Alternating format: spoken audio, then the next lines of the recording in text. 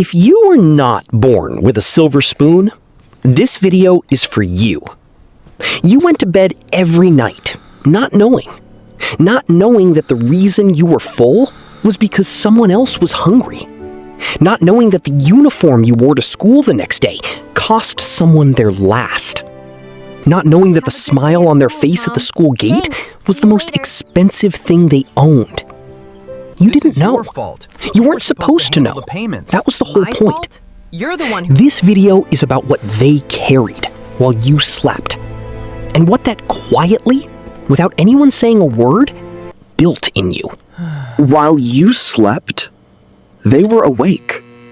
Not because they couldn't sleep, because there was work to do that couldn't be seen in daylight. Bills to stare at, numbers to rearrange, decisions to make about which thing gets paid and which thing waits another month.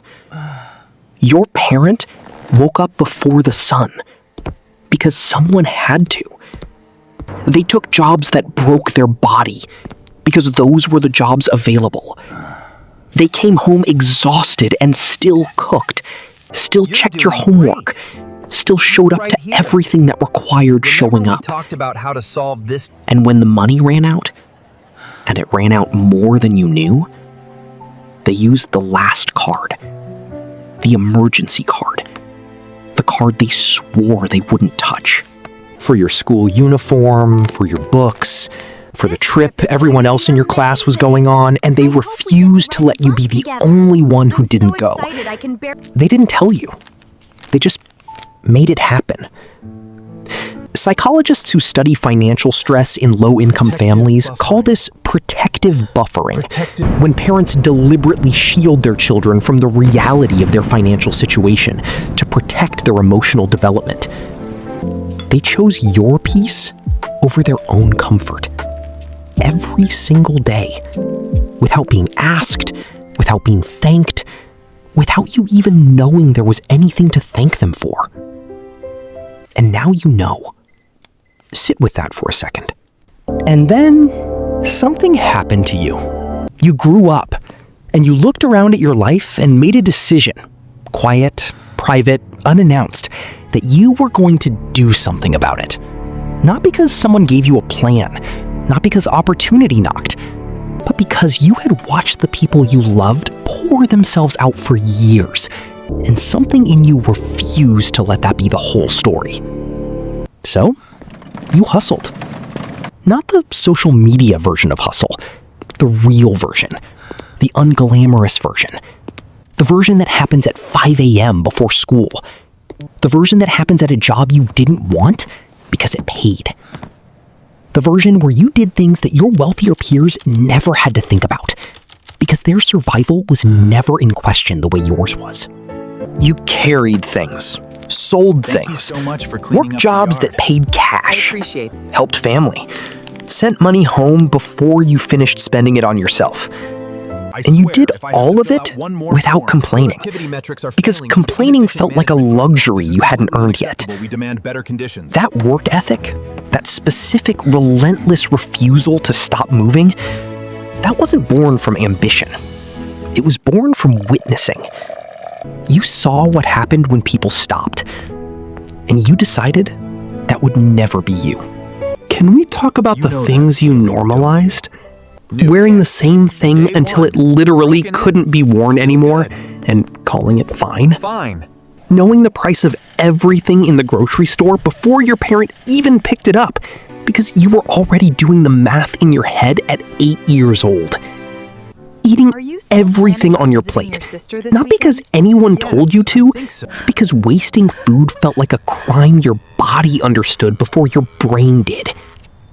Turning off lights, turning off taps, turning off anything that cost money, automatically, without thinking, without being asked. These weren't habits someone taught you. These were survival instincts dressed up as personality traits. And the wild thing? You probably still do all of them right now, even when the situation has changed, because the body remembers what the bank account has forgotten. Here is something people who grew up with money will never fully understand about people who didn't.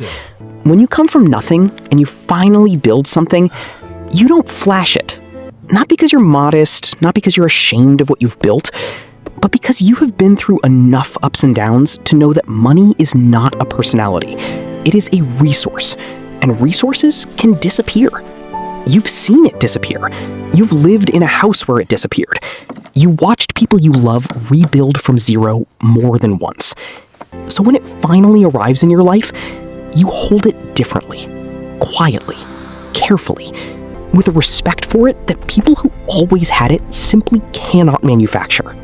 Research in behavioral economics shows that people who experienced financial scarcity early in life are significantly more likely to develop what economists call resource conservation behavior, spending carefully, saving deliberately, avoiding performative consumption. It's not that you can't enjoy what you've built, it's that you've earned the right to know what it actually cost, and that knowledge changes everything about how you carry it. The person pulling up quietly in a good car without needing anyone to notice, they probably came from somewhere that taught them that real security doesn't need an audience. Here is the other side, the side nobody talks about enough. Growing up without a silver spoon built things in you that money genuinely cannot buy. Resilience, not the motivational poster kind, the real kind. The kind that comes from actually having nothing and still showing up, still trying, still choosing to move. Resourcefulness. You can make something from nothing. You always could. While other people panic when the plan falls apart, you've already made 3 backup plans, because your whole childhood was a backup plan. Emotional intelligence. Research by psychologist Paul Piff found that people from lower income backgrounds consistently outperform wealthier people in reading emotions, showing empathy, and understanding what others are going through. Because when you couldn't afford distractions, you learned to read rooms, read people, read situations. You didn't get a silver spoon. You got something harder to come by. You got real. And then something strange happens when things get better.